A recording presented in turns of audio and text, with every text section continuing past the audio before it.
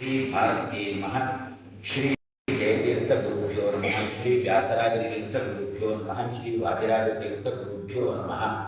पूज्याय राघवेन्द्राय सत्यधर्मरताय च भजतां कल्पवृक्षाय नमतां कामधेनवे श्री विद्यामान्य तीर्थ गुरुभ्यो नमः। वेदांत तर्कादि विदग्ध बुद्धिं विद्या प्रसारे अर्पित जीवितं मुदा कृष्ण प्रियं धीरं अधीन भाषणं नमामि उदारं विभुदेश योगिनी। श्री गुरुभ्यो नमः। जन्मादि अस्य यतः अन्वयात् गिततः च अर्थेषु अभिज्ञः स्वराट् तेने ब्रह्महृदाय आदिकवये मुह्यन्ति यं सूरयः तेजोवारिवृतां यथा विनिमयः यत्र त्रिसर्गः मृषा धाम्ना स्वेन सदा निरस्तकुहकं सत्यं परं धीमहि। श्री गुरुभ्यो नमः। गंधं तिलकಂಚ तस्मै ददुः तस्मै ಕೃಷ್ಣನಿಗೆ ಗಂಧವನ್ನು ತಿಲಕವನ್ನು ಈ ಗೋಪಿಕಾ ಸ್ತ್ರೀಯರು ಅರ್ಪಣೆ ಮಾಡಿದರು. ಅದರ ಯಾವುದಕ್ಕೋಸ್ಕರ ಎನ್ನುವುದನ್ನು ನೋಡಿದ್ದೇವೆ. ಗಂಧ ಅಂತ ಇಷ್ಟೇ ಹೇಳಿಲ್ಲ, ತಿಲಕವನ್ನು ಅರ್ಪಣೆ ಮಾಡಿದ್ರು ಹೆಣ್ಮಕ್ಕಳು. ತಿಲಕದ ತಾಕತ್ತು ಏನು ಅಂತ ಗೊತ್ತು.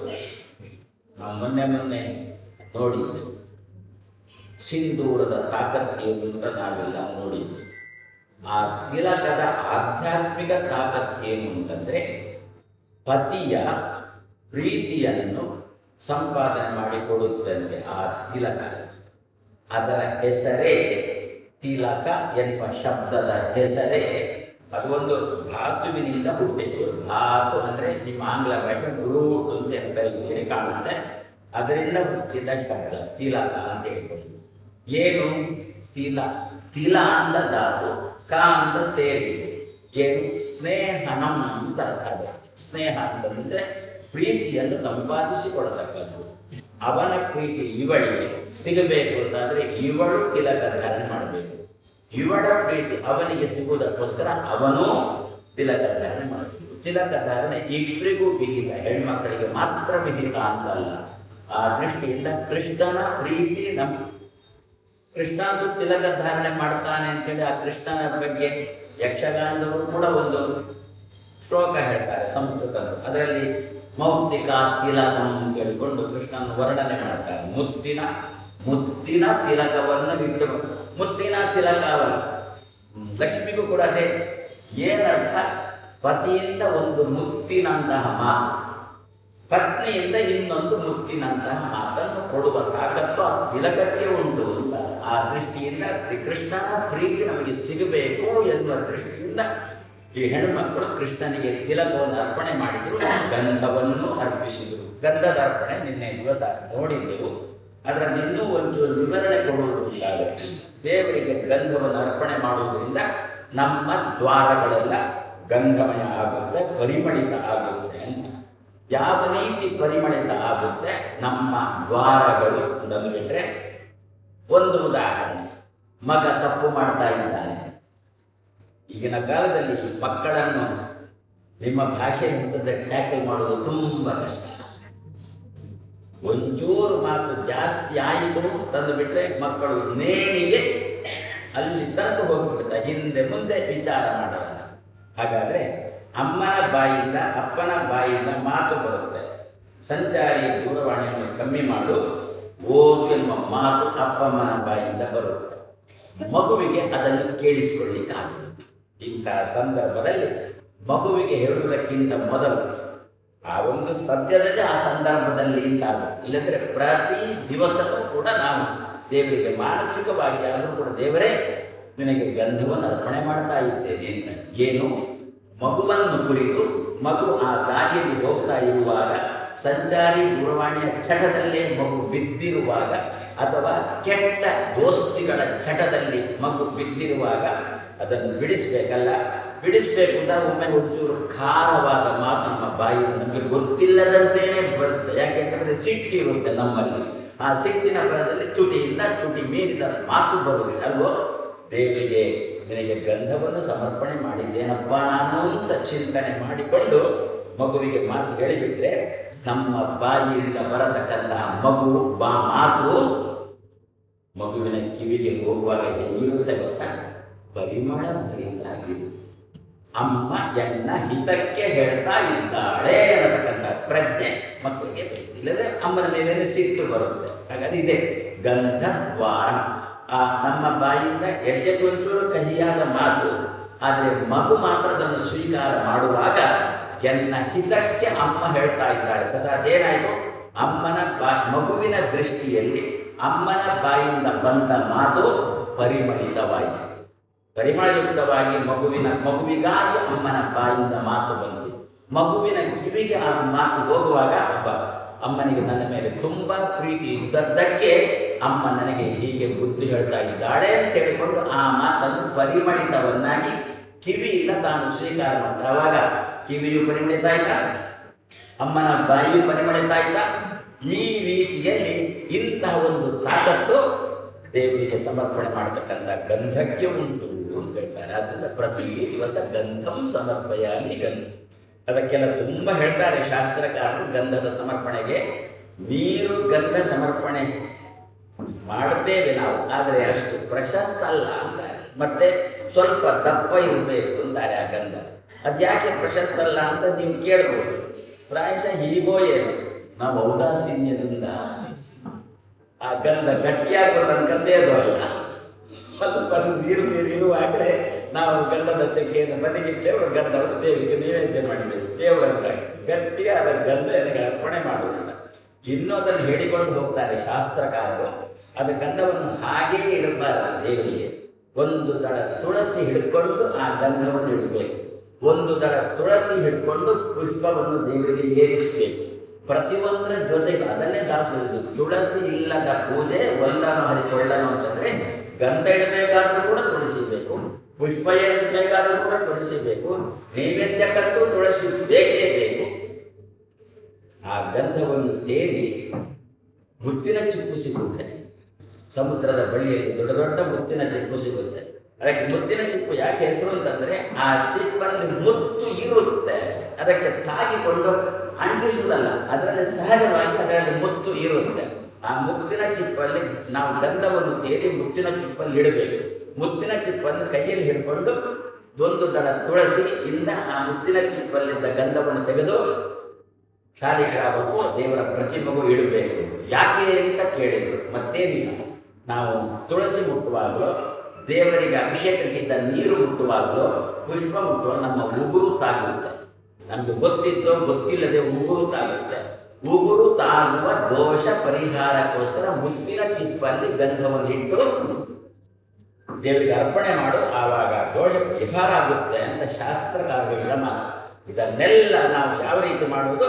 ಮನದೊಳಗೆ ಸುಂದರ ಪದಾರ್ಥವನ್ನೆನೆದು ಕೊಡೆ ಕೈಗೊಂಬ ಅಂತ ನಮಗೆ ದೈನಂದಿನ ಆಗಿಲ್ಲ ಅಂತಂದಾಗ ಮಾನಸಿಕವಾಗಿ ಅದಕ್ಕೆ ಹೇಳಿದ್ರು ಶಾಸ್ತ್ರಕಾರ. ನೀನು ದೈಹಿಕವಾಗಿ ಮಾಡುವುದಕ್ಕಿಂತ ಕೂಡ ಮಾನಸಿಕವಾದಕ್ಕೆ ನಾನು ತುಂಬ ಮಹತ್ವ ಕೊಡ್ತೇನೆ ಅಂತ ದೇವರು ಅದಕ್ಕೋಸ್ಕರ ಹೇಳಿದಾಗ. ಅಂದರೆ ಗಂಧ ಮತ್ತು ತಿಲಕ ಇದು ಎರಡನ್ನು ಹೆಣ್ಮಕ್ಕಳು ಕೃಷ್ಣನಿಗೆ ಅರ್ಪಣೆ ಮಾಡಿ ಅವರಿಂದ ತಾವು ಬೇಕಾದಾಗ ಪಡೆದುಕೊಂಡ್ರು. ಮತ್ತೇನು ತಾಂಬೂಲದ ನುಡಿಬೇಕು. ತಾಂಬೂಲದಲ್ಲಿ ಯಾರು ಭಾಗೀರಥಿದ್ದಾಳೆ. ಎಷ್ಟು ತಾಂಬೂಲ ಕೊಡಬೇಕು ಅಂದರೆ 4 ತಾಂಬೂಲ ಅಂತಂದ್ರೆ 3 ಅಲ್ಲ 2 ಅಲ್ಲ 1 ಅಲ್ಲ 4 ತಾಂಬೂಲ. ಅವಳ ಭೂಮಿಗೆ ಅವಳು ಬರುವಾಗಲೇ ಭಾಗೀರಥಿ 4ನೇ ರೂಪದಿಂದ ಬಂದಳು. ಒಂದು ರೂಪದಿಂದ ಹರಿಪಾದ ನಖದಿಂದ ಹರಿದು ಬಂದಳೆ ಗಂಗೆ. ದೇವರ ಪಾದದಿಂದ ದೇವರ ಉಗುರಿನಿಂದ ಬಂದಳ ಒಂದು ರೂಪದಿಂದ. ಆಮೇಲೆ ಅಲ್ಲಿಂದ ಹರಿದವಳು ಎಲ್ಲಿ ಬಂದಳು? ದೇವಲೋಕಕ್ಕೆ ಬಂದಳು. ದೇವಲೋಕದಿಂದ ಎಲ್ಲಿ ಬಂದಳು? ರುದ್ರದೇವರ ಜಟೆಗೆ ಬಂದಳು. ರುದ್ರದೇವರ ಜಟೆಯಿಂದ ಭೂಮಿಗೆ ಬಂದಳು. ಹಾಗಾದರೆ ನಮಗೆ ಸಿಕ್ಕಿದ್ದು ಗಂಗೆ 4ನೇ ಜನ್ಮದಂತೆ ಒಂದು ರೀತಿಯಲ್ಲಿ. ಅದಕ್ಕೋಸ್ಕರ ಒಂದೊಂದು ಎಲೆಯಲ್ಲಿ ಭಾಗೀರಥಿಯ ಒಂದೊಂದು ರೂಪವನ್ನು ಚಿಂತನೆ ಮಾಡಿ 4 ಎಲೆ, ಅದರಲ್ಲಿ ಕ್ರಮಕ್ಕೆ ಅಡಿಕೆ ಅಂತ ಅರ್ಥ. ಆ ಅಡಿಕೆ ಅದರಲ್ಲಿ ಇಟ್ಟು ಬ್ರಾಹ್ಮಣರಿಗೆ ಒಟ್ಟುಗಳಿಗಲ್ಲ, ಬ್ರಾಹ್ಮಣರಿಗೆ ಒಬ್ಬರಿಗೆ ದಾನ ಕೊಡಬೇಕು. ನಾನು ಹೇಳಿದಂತೆ ದಾನ ಕೊಡಬೇಕು ಅಂತಾದರೆ ದಾನದ ಶೌಚಕ್ಕೋಸ್ಕರ ಶುದ್ಧಿಗೋಸ್ಕರ ಭಾಗೀರಥಿಯ ಸನ್ನಿಧಾನದತಕ್ಕಂಥ ಅದರಲ್ಲೇ ತಾನೇ ನಿನ್ನೆ ಒಂಚೂರು ಹೇಳಿದ್ದೆ.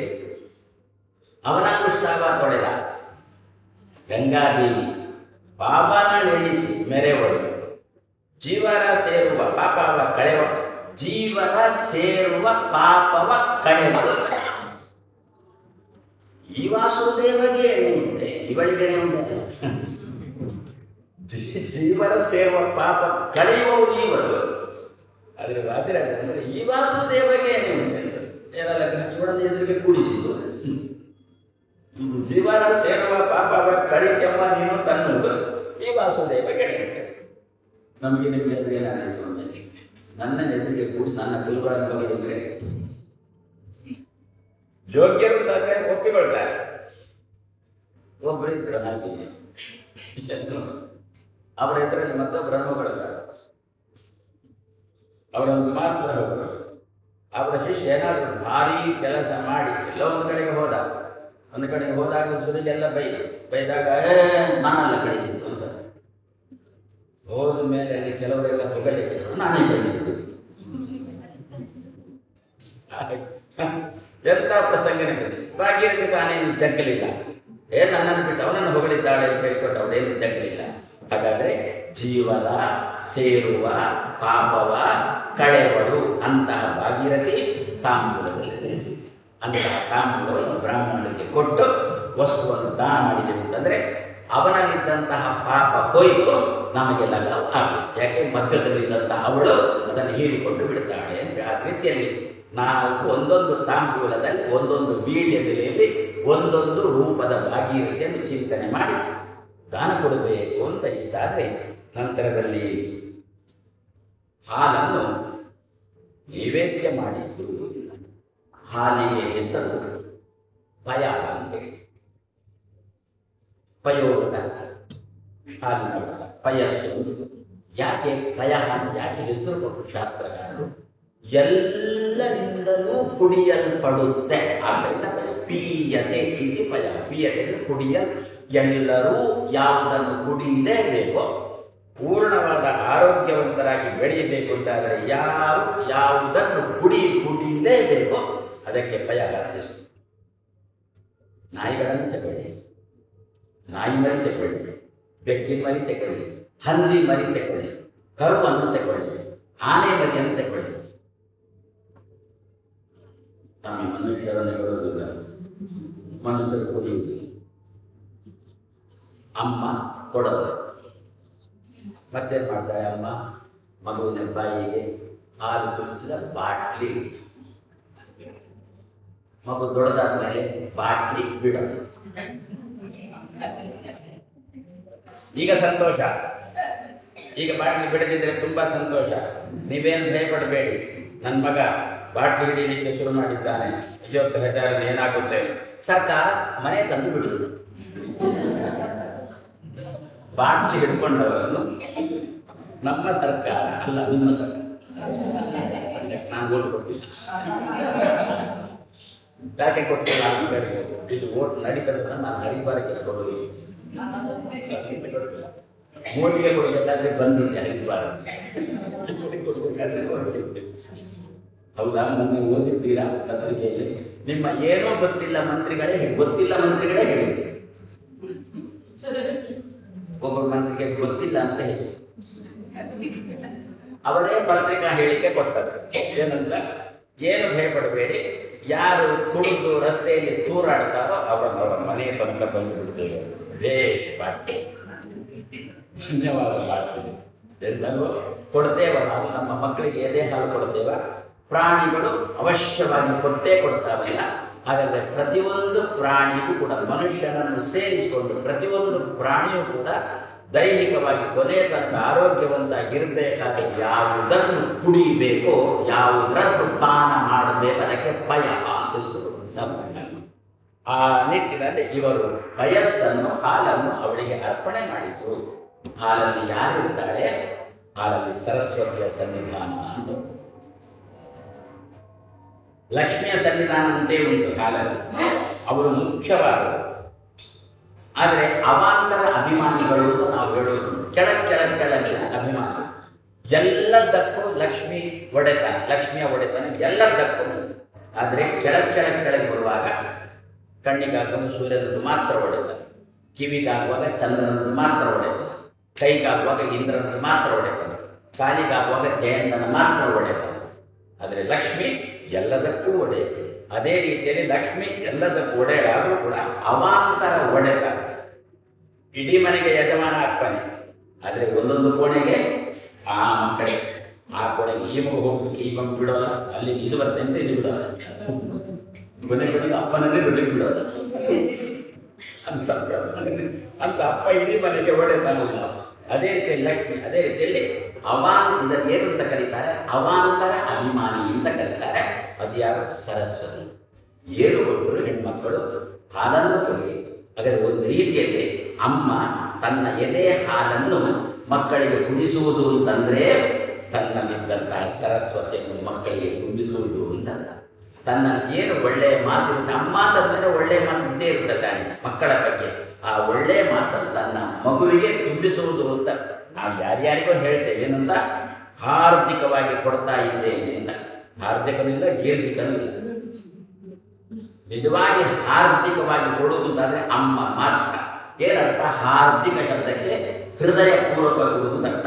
ಹೃದಯದ ಹಾಲನ್ನು ಕೊಡುವವಳು ಅಮ್ಮ ಮಾತ್ರ. ಅದರಿಂದ ಹಾರ್ದಿಕವಾಗಿ ಮಕ್ಕಳಿಗೆ ಆಹಾರ ಕೊಟ್ಟು ಬೆಳೆಸಿದ್ದೇನೆ ಅಂತ ಹೇಳುವ ಅಧಿಕಾರ ಇರುವುದು ಅಮ್ಮನಿಗೆ ಮಾತ್ರ. ಅಂದರೆ ಅಮ್ಮ ಹಾಲು ಉಣಿಸ್ತಾಳೆ ಅಂದರೆ ಏನರ್ಥ?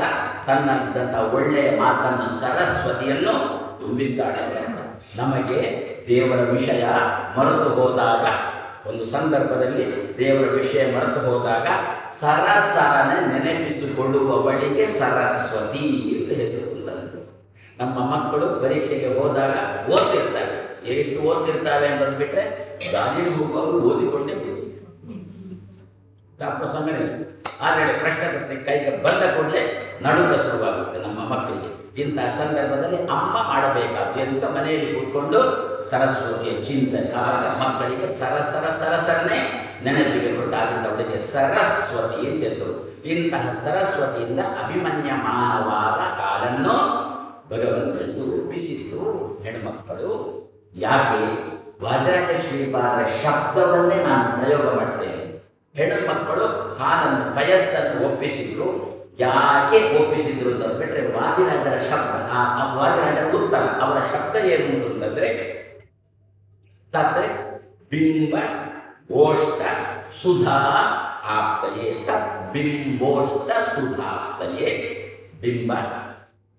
ಬಿಂಬದಂತೆ ಇರತಕ್ಕಂತಹ ಓಷ್ಟಕ್ಕೆ ತುಟಿ ಇರ್ತದೆ. ಕೃಷ್ಣ ಕೃಪೆ ಮಾಡೋ, ಕಣ್ಣ ಮುಂದೆ ಆಡೋ, ಕೃಷ್ಣ ಮೇಲೆ ಕೃಪೆ ಮಾಡೋ. ಬಿಂಬ ಓಷ್ಟ, ತೊಂಡೆ ಕಾಯಿಯಂತೆ ಇರತಕ್ಕಂಥ ತುಟಿ. ಬಿಂಬಫಲ ಅಂದರೆ ಅದೊಂದು ರೀತಿಯ ತರಕಾರಿ. ಕೆಲವರು ತಿಂತಾರೆ, ಕೆಲವರು ತಿನ್ನೋಲ್ಲ. ಅದು ವಿಶ್ವಾಮಿತ್ರರ ಸೃಷ್ಟಿಯಲ್ಲಿ ಸೇರಿದ್ದು ಅಂತೇಳಿ ಕೆಲವರು ತಿನ್ನೋಲ್ಲ. ಅದನ್ನು ಎಮ್ಮೆ ಹಾಲು, ಈ ತೊಂಡೆಕಾಯಿ, ಬಸಳೆ, ಮತ್ತೆ ಇನ್ನೊಂದು ಸೊಪ್ಪಿನದ್ದೇ ಒಂದು ರೀತಿಗೊಂದು ಬರುತ್ತೆ. ಹಸು, ಅದು ಯಾವಾಗಲೂ ಹಸುರೇ ಇರುತ್ತೆ. ಅದನ್ನೆಲ್ಲ ನಿಂಚಿತಾಗ್ತಂದ್ರೆ ಸೊಪ್ಪೆ ಅದು. ಅದೆಲ್ಲ ವಿಶ್ವಾಮಿತ್ರರ ಸೃಷ್ಟಿಯಲ್ಲಿ ಸೇರಿದ್ದು ಅಂತ ಹೇಳಿಕೊಂಡು ಕೆಲವರು ತಿಂತಾರೆ, ಕೆಲವರು ತಿನ್ನೋಲ್ಲ, ಬಿಡು. ಹಾಗಾದ್ರೆ ತೊಂಡೆಕಾಯಿರ್ತಕ್ಕಂಥದ್ದು ಯಾವುದು? ಓಷ್ಟ, ತುಟಿ. ಅಲ್ಲಿರತಕ್ಕಂತಹ, ಅಲ್ಲಿಂದ ಬರತಕ್ಕಂತಹ ಸುಧಾವನ್ನು ಹೀರುವುದಕ್ಕೋಸ್ಕರ ಹೆಣ್ಮಕ್ಕಳು ಸರಸ್ವತಿಯಿಂದ ಅಭಿಮನ್ಯಮಾನವಾದ ಹಾಲನ್ನು ಒಪ್ಪಿಸಿದ್ರು ಅಂತ. ಇದು ವಾದಿರಾಜ ಶ್ರೀಪಾದರ ಶಬ್ದ. ತತ್ ಬಿಂಬ ಗೋಷ್ಟ ಸುಧಾ ಆಗ್ತದೆ ಅಂತ. ಜನರಲ್ ಆಗಿ, ಸಾಮಾನ್ಯವಾಗಿ ಏನರ್ಥ ಅಂತಂದ್ಬಿಟ್ರೆ, ಕೃಷ್ಣ ತನ್ನ ತುಟಿಯಲ್ಲಿರತಕ್ಕಂತಹ ರಸವನ್ನು ಹೆಣ್ಮಕ್ಕಳಿಗೆ ಕೊಡಬೇಕು. ನಮಗೆ ಕೃಷ್ಣನ ತುಟಿಯಿಂದ ನೇರವಾಗಿ ಸಾಮಾನ್ಯವಾಗಿ ಹೇಗಿರುತ್ತೆ, ನಾವು ಅಡಿಗೆ ಮಾಡಿದ್ದೇವೆ ಅಂತಂದರೆ ಅಡಿಗೆ ಮಾಡಿ ಅಲ್ಲಿಡೋದು, ಇಲ್ಲಿಡೋದು, ಮತ್ತೊಂದು ಕಡೆ ಇದ್ದು ಇನ್ನೊಂದು ಕಡೆ ಇಡೋದು. ಎಲ್ಲಿ ಇಡಬಾರ್ದು? ಕೃಷ್ಣನ ಬಾಯಿಯಲ್ಲಿ ಆಗಿರತಕ್ಕಂಥ ಅಡಿಗೆ ನೇರವಾಗಿ ನಮಗೇ ಸಿಗಬೇಕು ಎನ್ನುವ ದೃಷ್ಟಿಯಲ್ಲಿ ಕೃಷ್ಣ ಅಮ್ಮನ ಎದೆಯಲ್ಲಿದ್ದಂತಹ ಹಾಲು, ಅಮ್ಮ ಆ ಹಾಲನ್ನು ಯಾವುದೋ ಒಂದು ಪಾತ್ರೆಗೆ ಹಾಕಿ ಮಗುವಿಗೆ ಕುಡಿಸೋಲ್ಲ, ಮತ್ತೆ ನೇರವಾಗಿ ತನ್ನ ಎದೆಯಲ್ಲಿ ಆದ ಅಡಿಗೆ ಅಮ್ಮ ಯಾವುದರ ಸಂಪರ್ಕವೂ ಇಲ್ಲದಂತೆ ನೇರವಾಗಿ ಮಗುವಿಗೇನೆ ಕುಡಿಸ್ತಾಳಲ್ಲ, ಅದೇ ರೀತಿಯಲ್ಲಿ ಹೆಣ್ಮಕ್ಕಳು ಅಪೇಕ್ಷೆ ಪಟ್ಟಂತೆ ಕೃಷ್ಣನ ಬಾಯಿಯಲ್ಲಿ ಆದಂತಹ ಅಡಿಗೆ ಕೃಷ್ಣನ ಬಾಯಿಯಲ್ಲಿ ಆದ ಅಡಿಗೆ ಅಂತಂದ್ರು, ಕೃಷ್ಣನ ಬಾಯಿಯ ಜೊಲ್ಲು ಅಂತಂದ್ರು ಒಂದೇ ಅರ್ಥ. ಆ ಜೊಲ್ಲು ನಮಗೆ ಸಿಗಬೇಕು, ನೇರವಾಗಿ ನಮಗೆ ಸಿಗಬೇಕು ಅಂತ ಹೇಳಿಕೊಂಡು, ಯಾಕೆ ಅದು ಕುಡಿಲಿಕ್ಕೆ ಯೋಗ್ಯವಾದ. ನಾವು ಯಾಕೆ ದೇವರಿಗೆ ನೈವೇದ್ಯ ಮಾಡಿದ್ದನ್ನೇ ತಿನ್ನುವುದು ಯಾತಕ್ಕೋಸ್ಕರ ಅಂತಂದರೆ, ದೇವರು ಬಾಯಿಗಿಡ್ತಾನೆ, ಬಾಯಿಗಿದ್ದಾಗ ಅವನ ಜೊಲ್ಲು ಅದಕ್ಕೆ ಸೇರುತ್ತೆ. ಬಾಯಿಗಿಟ್ಟು ಸ್ವಲ್ಪ ಇಟ್ಟು ಮತ್ತೆ ಕೊನೆಯಲ್ಲಿ ಪುನಃ ಕೈ ಹಾಕ್ತಾನೆ, ಆವಾಗ ಬಾಯಿಯ ಜೊಲ್ಲು ಅಲ್ಲಿ ಬಂದು ಆ ಆಹಾರ ನಮಗೆ ಸೇರಿಕೊಂಡನ್ನು ಬಿಟ್ಟರೆ ನಾವು ಜೀವನದಲ್ಲಿ ಪವಿತ್ರರು, ನಾವು ಜೀವನದಲ್ಲಿ ಧನ್ಯರು. ಆ ದೃಷ್ಟಿಯಲ್ಲಿ ಕೃಷ್ಣ ಅಂತ ಪೂರ್ತಿ ಕೆಳಗಿನ ಮಟ್ಟದಲ್ಲಿ ಹೇಳಬೇಕಾ, ನಾನು ಎಂಜಲು ತಿನ್ನೋ ಅಂತ. ಇನ್ನು ನಮ್ಮ ತುಡಿನಲ್ಲಿ ಆಯ್ನ ಮಡೆ ತಿಂತಾನೆ, ಮಡೆ ಅಂತ ಎಂಜಲು ತಿಂತಾನೆ ಅಂತ.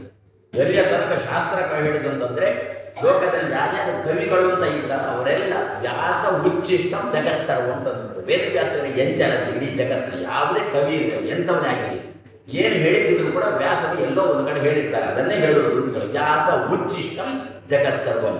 ಕೃಷ್ಣನ ಎಂಜಲು ನಮಗೆ ಸಿಗಬೇಕು, ಅದು ಕೂಡ ಇನ್ನೊಬ್ಬರಿಗೆ ಸಿಕ್ಕಿ ನನಗೆ ಸಿಗುವುದಲ್ಲ, ನೇರವಾಗಿ ಸಿಗಬೇಕು ಅಂತ ಹೇಳಿಕೊಂಡು ಅದಕ್ಕೋಸ್ಕರನೇ ಹಾಲನ್ನು ಅರ್ಪಣೆ ಮಾಡಿದ್ದು. ಕರುಗಳು ಆತನ ಕೆಚ್ಚಲಿನಿಂದ ಹಾಲನ್ನು ನಾವೇನು ಕರೆದು ಅದನ್ನು ಪಾತ್ರೆಗೆ ಹಾಕಿ ಕವಿಗೆ ಕುಡಿಸ್ತೇವ? ಇಲ್ಲ, ನೇರವಾಗಿ ಪ್ರತಿಯೊಂದು ಮಗುಗಳು ಕೂಡ ಅಮ್ಮನ ಹೃದಯದಿಂದ ನೇರವಾಗಿ ಪಡೆಯುತ್ತಾರೆ. ನಾವು ಕೃಷ್ಣನ ಮಕ್ಕಳು ಹೌದು, ಕೃಷ್ಣನ ಪತ್ನಿಯರು ಹೌದು. ಆದ್ದರಿಂದ ಕೃಷ್ಣನ ಬಾಲ್ಯವಿದ್ದಂತಹ ಹಾಲು ನಮಗೆ ನೇರವಾಗಿ ಸಿಗಬೇಕೆನ್ನುವ ಉದ್ದೇಶದಿಂದ ಹಾಲನ್ನೇ ಕೃಷ್ಣನಿಗೆ ನೈವೇದ್ಯ ಮಾಡಿದ್ರು. ಏನು ಶಬ್ದ ಅಲ್ಲಿ? ತತ್ ಬಿಂಬ ಓಷ್ಟ ಸುಧಾ ಆಪ್ತಯೇ. ಆಪ್ತಿಂದ್ರೆ ಒಂದು ಸುಧಾ ಆಪ್ತಯೇ ಅಂತ ಕೊಟ್ಟದ್ದೇನು? ಹಾಲನ್ನು. ಹಾಲಿಗೆ ಅಭಿಮಾನಿ ಯಾರು? ಸರಸ್ವತಿ. ನಾವು ದೇವರಿಗೆ ಸರಸ್ವತಿಯನ್ನು ಒಪ್ಪಿಸಿದರೆ ದೇವರು ನಮಗೆ ಸುಧಾ ಮಂಗಳ ಆಗುವಂತೆ ಮಾಡ್ತಾನೆ.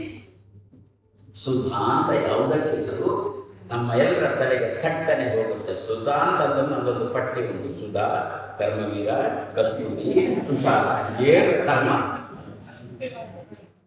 ಆ ಪಟ್ಟಿಯಲ್ಲಿ ಸೇರುವ ಸುಧಾ ಅಲ್ಲ. ಮತ್ತೆ ಇದು ಸುಧಾ ಅಂತಂದ್ರೆ ಅಮೃತ ಅಂತ. ವೇದವ್ಯಾಸದೇವರದ್ದು ಬ್ರಹ್ಮಸೂತ್ರ. ವೇದಗಳು ವೇದಗಳಿಗೆ ಖುಷಿ ಬಂದಂತೆ ಅರ್ಥ ಮಾಡಿ ನಾನಾ ರೀತಿಯಲ್ಲಿ ತಮಗೆ ತೋಚಿದಂತೆ ಗೀಚಿದ್ರು. ಆವಾಗ ಸ್ವಯಂ ವ್ಯಾಸರೇ ಬಂದರು. ವ್ಯಾಸರು ಬಂದು ಒಂದು ಹಗ್ಗ ಹಿಡಿದರು.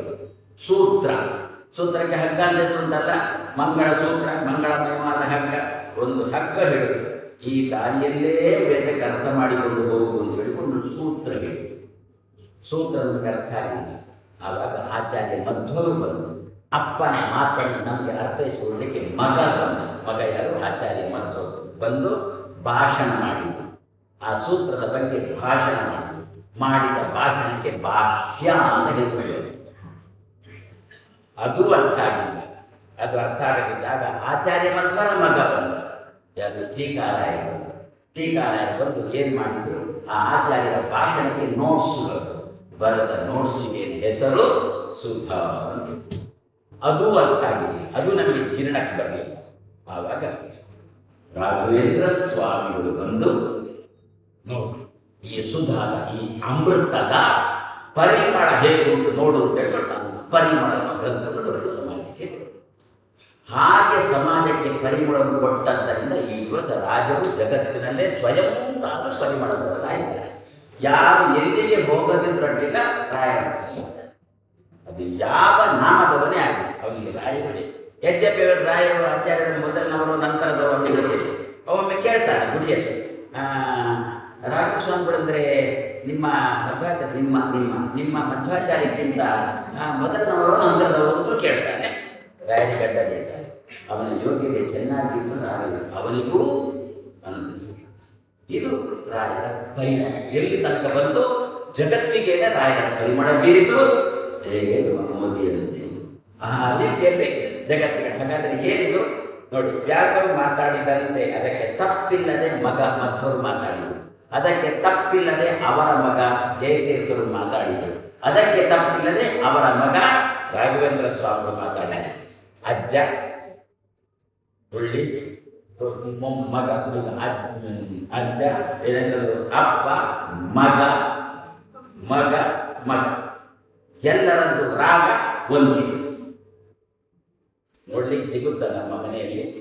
ಅಪ್ಪ ಒಂದು ಮಾತಾಡಿದ್ರೆ ಮಗ ಇನ್ನೊಂದು, ಮೊಮ್ಮಗ ಮೂರನೇದೇ ಮಾತು. ಅದಕ್ಕೆ ಎಲ್ಲರದ್ದು ಕೂಡ ರಾಗ ಒಂದೇ ರೀತಿ ಇರಬೇಕು ಅಂತಾದ್ರೆ ಅಪ್ಪನ ಮಾತಿಗೆ ಅನುಗುಣವಾಗಿಯೇ ಮಗ ಮೊಮ್ಮಗ ಮರಿಮಗ ಎಲ್ಲರೂ ಮಾತಾಡಬೇಕು ಅಂತಾದ್ರೆ ಬ್ರಹ್ಮಸೂತ್ರಗಳು, ಭಾಷ್ಯ, ಸುಧಾ, ಭಾಷ್ಯಕ್ಕೂ ಅನುವ್ಯಾಖ್ಯಾನ ಅಂತ ಮತ್ತೊಂದುಂಟು, ಸುಧಾ, ಪರಿಮಳ. ಈ ನಾಲ್ಕನ್ನು ಪ್ರತಿ ದಿವಸ ಚಿಂತನೆ ಮಾಡೋದು. ನಾನು ಹೇಳಿದ ಮಾತ್ರ ಪ್ರಾಮಾಣಿಕವಾಗಿ ಚಿಂತನೆ ಮಾಡಬೇಕು. ಕಾಟಾಚಾರದ ಚಿಂತನೆ ಕೊಡೋದು, ಪ್ರಾಮಾಣಿಕವಾಗಿ ಚಿಂತನೆ ಮಾಡೋದು. ಆವಾಗ ಆ ಮನೆಯಲ್ಲಿ ಪಿಜ್ಜನಿಂದ ಹಿಡಿದುಕೊಂಡು ಮರಿಮಗನ ತನಕ ಒಂದೇ ರೀತಿ ಧಾಟಿಯಲ್ಲಿ ಮಾತುಗಳು ಸಾಗುತ್ತೆ. ಹಾಗಾದರೆ ಹೆಣ್ಮಕ್ಕಳಿಗೆ ಏನು ಬೇಕಿತ್ತು, ಈ ಗೋಪಿಕಾ ಸ್ತ್ರೀಯರಿಗೆ ಏನು ಬೇಕಿತ್ತು? ನಾವು ಗೋಪಿಕಾ ಸ್ತ್ರೀಯರು ಅಂತಂದರೆ 16,100 ಹೆಣ್ಮಕ್ಕಳನ್ನು ಕೂಡ ತೆಕ್ಕೊಳ್ಳುವರು. ಅವರೆಲ್ಲ ಯಾರು? ಅಗ್ನಿ ಪುತ್ರ ಗಂಡು ಮಕ್ಕಳು. ಏನಾಗಿ ಹುಟ್ಟಿದ್ರು? ಹೆಣ್ಣಾಗಿ ಹುಟ್ಟಿದ್ರು. ಯಾಕೆ? ಕೃಷ್ಣನನ್ನು ಗಂಡನನ್ನಾಗಿ ಮಾಡಿಬಿಡಬೇಕು. ಅವರು ಕೃಷ್ಣ ನೀವು ಹೆಣ್ಣಾಗು ಅಂತ ಹೇಳಿಲ್ಲ, ನಾವು ಹೆಣ್ಣಾಗಿ ಬರ್ತೇವೆ ಅಂತ ಹೇಳ್ಕೊಂಡು ಹೆಣ್ಣಾಗಿ ಬಂದರು. ಕೃಷ್ಣನ ಕೈ ಹಿಡಿದು ಹಾಗೆ ಅಷ್ಟು ಕೃಷ್ಣನಲ್ಲಿ ಆಕರ್ಷಣೆ. ಅದರಲ್ಲಿ ಹೆಣ್ಮಕ್ಕಳು ನಮಗೆ ಕೃಷ್ಣನ ಬಾಯಿಂದ ಸುಧಾ ಅತಿಕಾರ ಬರದ ನೋಡ್ಸುವುದಲ್ಲ, ಅದಕ್ಕೆ ಸುಧಾ ಮತ್ತು ಸುಧಾ ಅಂದರೆ ಅಮೃತ ಅಂತ ಮತ್ತೊಂದು. ಕೃಷ್ಣನ ಬಾಯಿಯಲ್ಲಿ ಬಂದಿರತಕ್ಕಂಥ ಜೊಲ್ಲಿಗೆ ಅಮೃತ ಅಂತ. ನಮ್ಮ ಬಾಯಿಂದ ಬಂದ ಅಮೃತಕ್ಕೆ ಜೊಲ್ಲು ತೆಗೆದು ಅವನ ಬಾಯಿಗೆ ಏನು ಬಂದರೂ ಕೂಡ ಅದು ಅಮೃತ. ಹಾಗಾದ್ರೆ ತತ್ ಬಿಂಬ ಓಷ್ಣ ಸುಧಾ ಆಪ್ತಯೇ ವಯಸ್ಸನ್ನು ಸರಸ್ವತಿಯನ್ನು. ಅಂದ್ರೆ ನಾವು ಕೃಷ್ಣನ ಬಗ್ಗೆ ಪ್ರಾರ್ಥನೆ ಮಾಡಿದರೆ ಕೃಷ್ಣನಲ್ಲಿ ನಾವು ನಮ್ಮ ಸರಸ್ವತಿಯನ್ನು ಕೊಡುವುದಂದ್ರೆ ಪ್ರಾರ್ಥನೆ ಮಾಡುವುದು ಅಂತ. ನಾವು ಕೃಷ್ಣನಿಗೆ ಹಾಲನ್ನು ಸಮರ್ಪಣೆ ಮಾಡುವಾಗ ಈ ಅನುಸಂಧಾನ ಮಾಡಿಕೊಂಡು, ಕೃಷ್ಣ ನಿನಗೆ ನಾನು ಮಾತನ್ನು ಅರ್ಪಿಸ್ತಾ ಇದ್ದೇನೆ, ಮಂತ್ರವನ್ನು ಅರ್ಪಿಸ್ತಾ ಇದ್ದೇನೆ ಅಂತ ಹೇಳಿಕೊಂಡು ಹಾಲನ್ನು ಪ್ರತಿ ದಿವಸ ದೇವಿಗೆ ಒಳ್ಳೆ ಹಾಲು ಸಿಕ್ಕಿದ್ರೆ ತುಂಬಾ ಸಂತೋಷ. ತೊಟ್ಟೆ ಹಾಲು ಸಿಕ್ಕಿದ್ರೆ ತಮಗೆ ಯಾಕೆ ದೇವರು ಸಾರ ಭಾಗ ಸ್ವೀಕಾರ ಮಾಡಬೇಕು. ತೊಟ್ಟೆ ಹಾಲು ಹಾಗೆ ಕುಡಿಯುವಲ್ಲ, ಅದರ ಸಾರ ಭಾಗ ಇರುವುದು ಅದನ್ನು ತಗೊಂಡು ಪಟ್ಟಣದ ದೇವರು ನಮ್ಗೆ ಅದೇ ಅವಸ್ಥೆ, ಮತ್ತೇನು ಮಾಡಲಿಕ್ಕಾಗುತ್ತೆ. ಅಂತೂ ನೀನು ತಗೊಳ್ಬೇಕಾದ್ರೆ ಮೊದಲು ದೇವರಿಗೋ ನನಗೆ ಸರಸ್ವತಿಯನ್ನು ಒಪ್ಪಿಸ್ತಾ ಇದ್ದೇನೆ, ನನಗೆ ಸುಧಾ ಅಧ್ಯಯನ ಆಗುವಂತೆ ಅನುಗ್ರಹ ಮಾಡು. ನಮ್ಮಲ್ಲಿ ವೈದಿಕರಲ್ಲಿ, ವೈಷ್ಣವರಲ್ಲಿ, ಮಾಧ್ವರಲ್ಲಿ PG ಅಂತ ಬಿಟ್ಟರೆ ಸುಧಾಧ್ಯಯನ PG ಕೋರ್ಸ್ ಅಂತಾರೆ, ಪೋಸ್ಟ್ ಗ್ರಾಜ್ಯುಯೇಷನ್ ಅಂತ. ನಮ್ಮ ಹೆಣ್ಮಕ್ಕಳಿಗೆ ಅಂತಂದೇ ಗಂಡು ಬೇಕು ಅಂತ ಆಸೆ ಇರುತ್ತಲ್ಲ, PG ಗ್ರಾಜ್ಯುಯೇಷನ್ ಆಗಿರತಕ್ಕಂಥ ಅವನಿಗೆ ಬುದ್ಧಿನೂ KG ಅದು ಗ್ರಾಜ್ಯುಯೇಷನ್ ಮಾತ್ರ PG ತನಕ ಆಗಿರುತ್ತೆ. ನಮ್ಮ ಹುಡುಗಿಯರಿಗೆ ಅಂತದ್ದೇ ಆಸೆ ಇರುತ್ತಲ್ಲ, ಅಷ್ಟು ಕ್ವಾಲಿಫಿಕೇಶನ್ ಇರತಕ್ಕಂತಹ, ಅಷ್ಟು ಓದಿರತಕ್ಕಂಥ ಹುಡುಗ ಬೇಕು ಅಂತ ಆಸೆ ಇರುತ್ತಲ್ಲ. ನಾವು ನಿತ್ಯ ದೇವರಲ್ಲಿ ಪ್ರಾರ್ಥನೆ ಮಾಡೋಣ ಏನು ಅಂತ, ನನ್ನ ಹುಡುಗಿಗೆ ಸಿಗತಕ್ಕಂತಹ PG ಹುಡುಗ ಅಂದರೆ ಸುಧಾಧ್ಯಯನ ಮಾಡಿ ಹುಡುಗ ಸಿಗಲಿ ಅಂತ ಹೇಳಿಕೊಂಡು ಚೆನ್ನಾಗಿ ನೋಡಿಕೊಳ್ತಾನೆ. ಹುಡುಗಿಯನ್ನು ಬಿಟ್ಟು ಹಾಕೋಲ್ಲ, ಸುಟ್ಟು ಹಾಕೋಲ್ಲ, ಬಿಟ್ಟು ಹಾಕೋಲ್ಲ, ಸುಟ್ಟು ಹಾಕೋಲ್ಲ, ಮತ್ತೆ ಚೆನ್ನಾಗಿ ನೋಡ್ಕೊಳ್ತಾನೆ. ಉಪ್ಪೋ ಗಂಜೋ ನಾನು ಉಣ್ಣುವುದನ್ನು ನಿನಗೂ ಕೊಡ್ತೇನೆ ಅಂತಂದಾಗ ಅವಳು ನೆಮ್ಮದಿಯಿಂದ ಅದನ್ನೇ ಉಣ್ತಾಳೆ. ಆ ದೃಷ್ಟಿಯಲ್ಲಿ ಹೆಣ್ಮಕ್ಕಳು ತದ್ಬಿಂಬೋಷ್ಟ ಸುಧಾ ಆಪ್ತಯೇ ಕೃಷ್ಣನಿಗೆ ತಾವು ಹಾಲಿನ ಸಮರ್ಪಣೆಯನ್ನು ಮಾಡಿ ಕೊನೆಗೆ ಆಭರಣಗಳನ್ನೆಲ್ಲ ಇಟ್ಟರಂತೆ. ಕೃಷ್ಣನ ಪ್ರತಿಮೆಯನ್ನು ಮಾಡಿಕೊಂಡಿದ್ದಾರೆ. ಕೃಷ್ಣನದ್ದು ದುರ್ಗೆಗೊಂದು ಪ್ರತಿಮೆಯನ್ನು ಮಾಡಿಕೊಂಡಿದ್ದಾರೆ. ಆ ದುರ್ಗೆಗೆ ನಾನಾ ರೀತಿಯಾದ ಆಭರಣಗಳನ್ನು ಜೋಡಿಸಿದರು. ಒಳ್ಳೆ ಒಳ್ಳೆ ಆಭರಣಗಳು.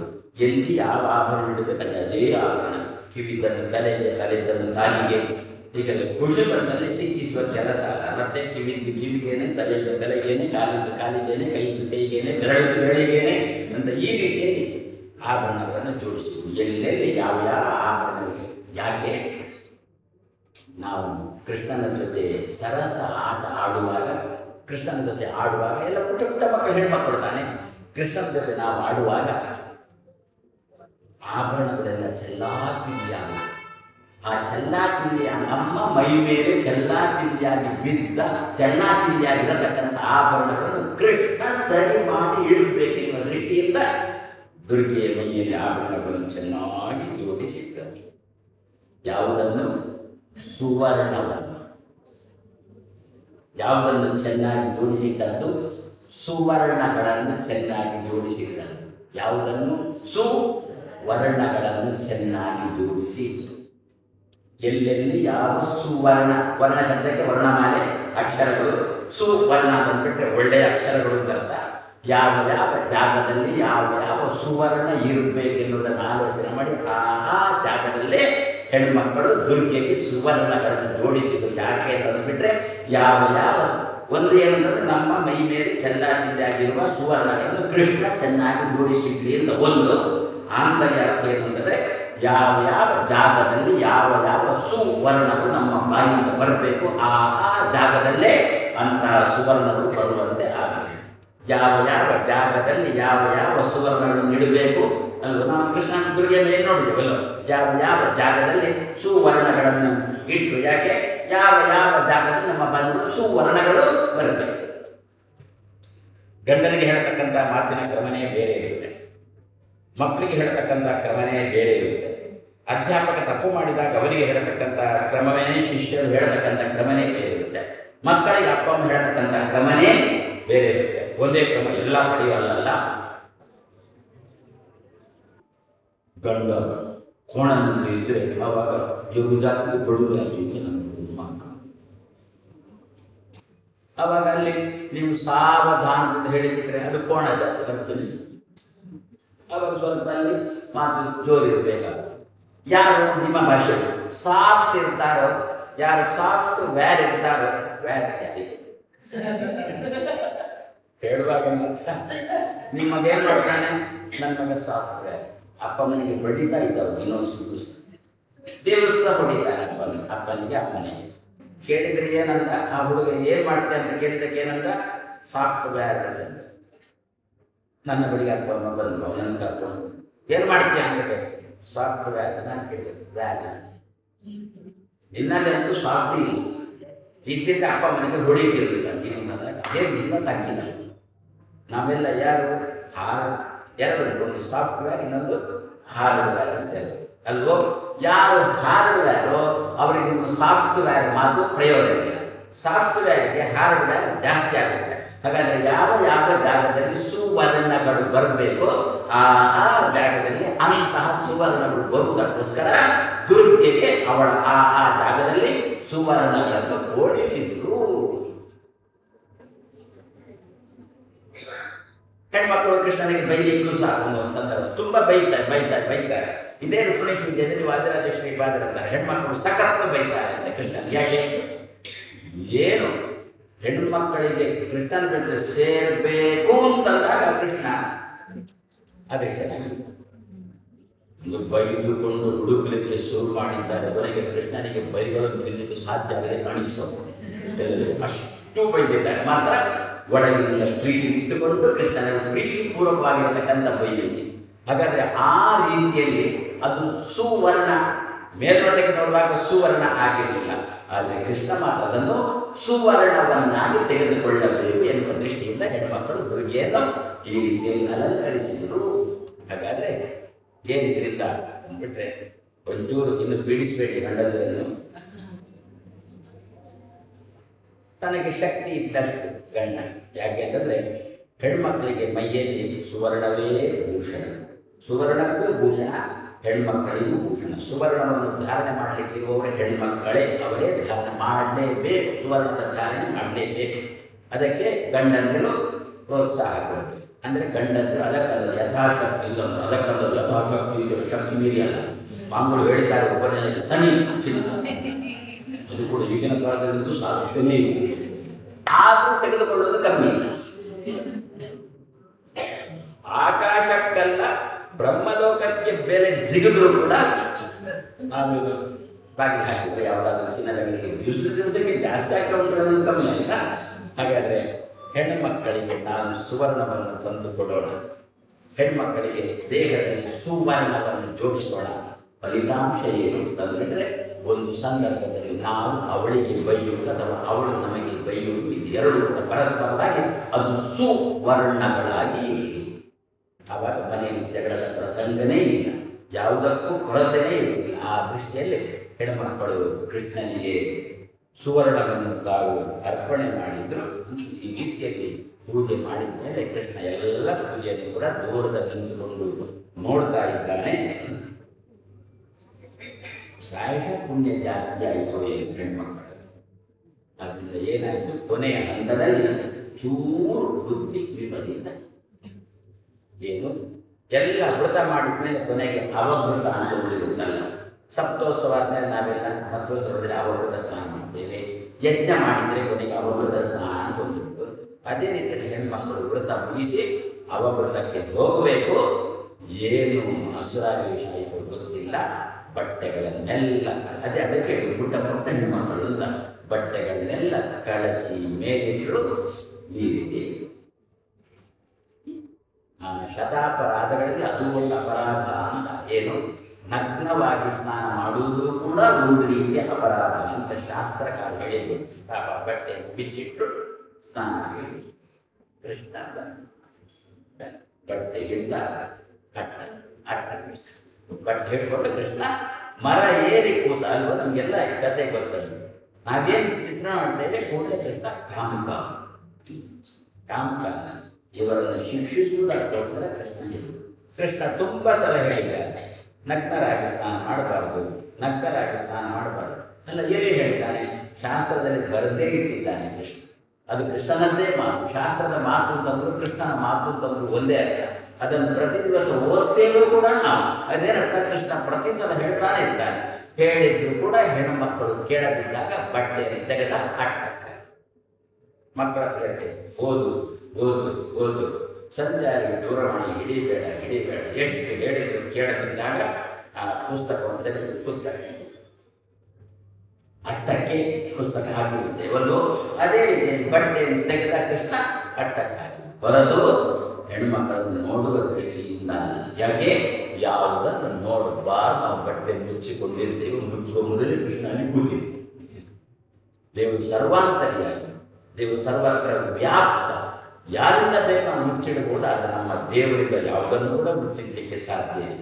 ಸತ್ಯ ಹೆಣ್ಮಕ್ಕಳು ತಪ್ಪು ಮಾಡ್ತಾ ಇದ್ದೇವೆ. ಅವರನ್ನು ಶಿಕ್ಷಿಸಲಿಕ್ಕೆ ಒಂದೇ ದಾರಿ ಇಲ್ಲದೆ, ಯಾಕೆ ಹೇಳಿ ಆಯಿತು ಕೇಳಲಿಲ್ಲ, ಒಂದೇ ದಾರಿಯಿಂದ ಬಟ್ಟೆ ತೆಗೆದು ಮೇಲೆ ಹಾಕಿ ಹೆಣ್ಮಕ್ಳು ಬಂದು ನೋಡ್ತಾರೆ, ಬಟ್ಟೆ ಇಲ್ಲ. ಮತ್ತೆ ಏನೇನು ನಡೆಯುವುದು ನಮಗೆಲ್ಲ ಗೊತ್ತ. ಆ ಸಂದರ್ಭದಲ್ಲಿ ಬಟ್ಟೆ ಕೊಡಿ ಅಂತ ಕೃಷ್ಣನಲ್ಲಿ ಹೆಣ್ಮಕ್ಳು ಕೇಳೋದು, ನನಗೇನು ಕೊಡ್ತೀವಿ ಅಂತ ಕೇಳೋದು. ಭೂಯಿಷ್ಠ ಅಂತ ನಮಮುಕ್ತಿ ವಿಧೇಮ ಅಂತ ಹೆಣ್ಮಕ್ಳು ಹೇಳುವುದು. ಹೆಣ್ಮಕ್ಳು ಶಾಸ್ತ್ರ ಓದಿದ್ದಾರೆ.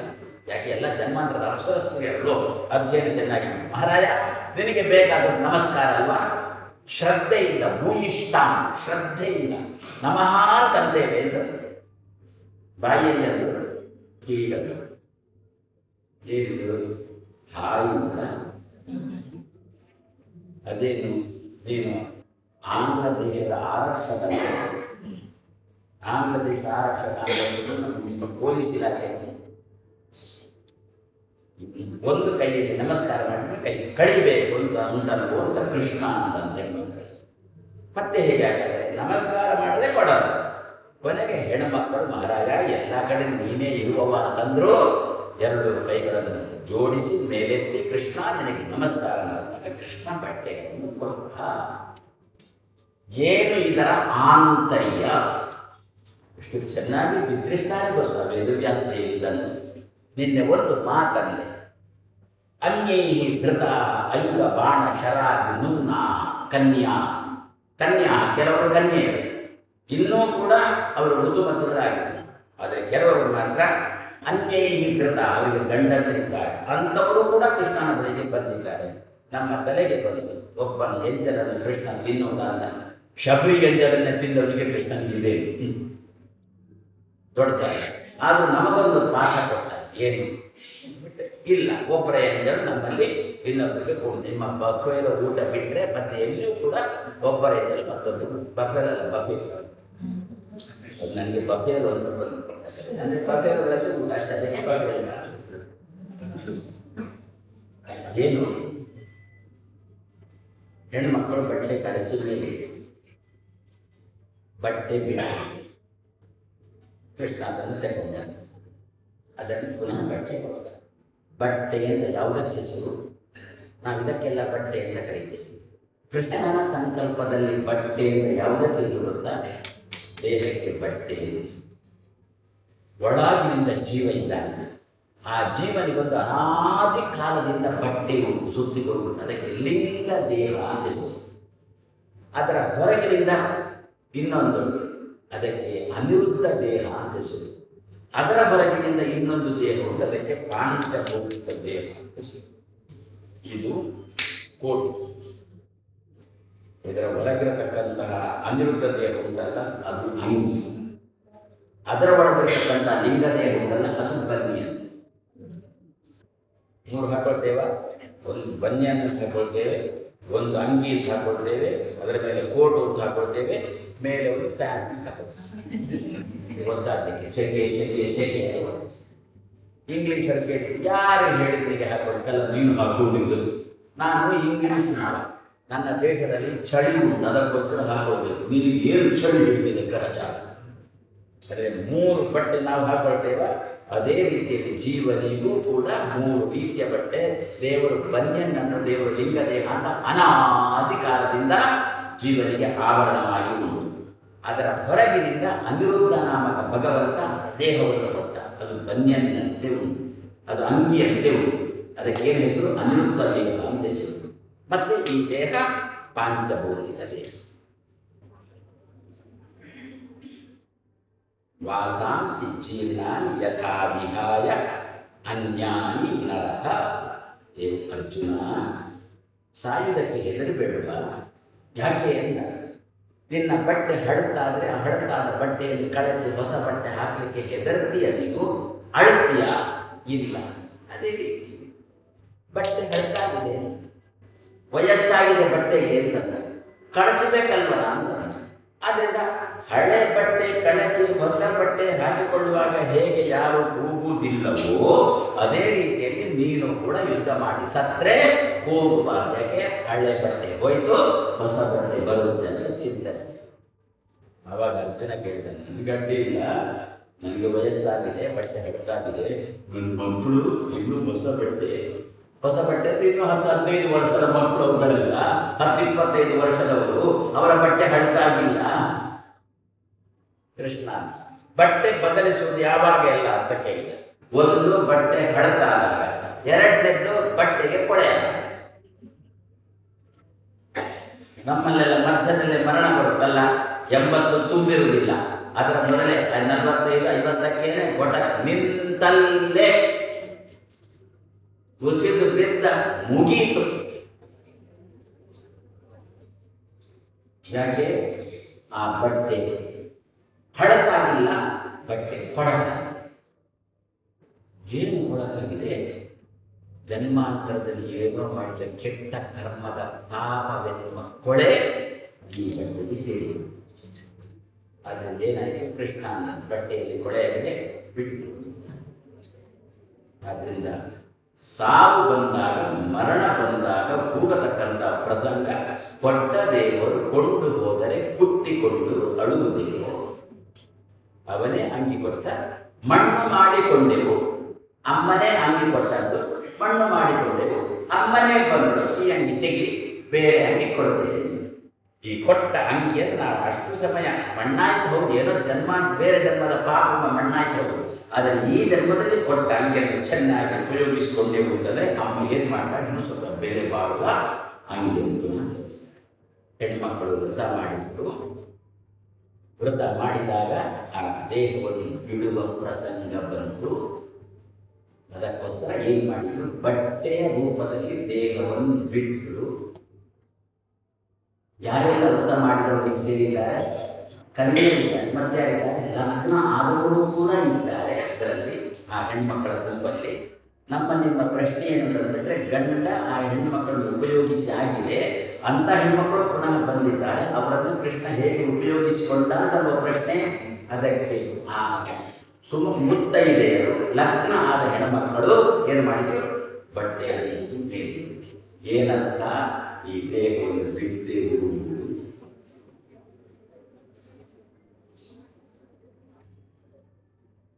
ಮತ್ತೆ ಕೃಷ್ಣನನ್ನು ಗಂಡನನ್ನಾಗಿ ಪಡೆಯಲಿಕ್ಕೆ ಪುನಃ ದೇಹ ಕೃಷ್ಣ ಏನು ಮಾಡಿ ಇವರು ಬಿಟ್ಟ ಬಟ್ಟೆಯನ್ನು ತಗೊಂಡ, ಪ್ರೋಕ್ಷಣೆ ಮಾಡಿದ, ಶುದ್ಧ ಮಾಡಿದ, ವಸ್ತು ಮಾಡಿದ ಪುನಃ. ಹಾಗಾದರೆ ಆ ಇನ್ನೊಬ್ಬರಿಂದ ಲಗ್ನವಾಗಿರತಕ್ಕಂಥ ಹೆಣ್ಮಕ್ಕಳಿಗೆ ಹೊಸ್ತಾಗಲ್ಲ.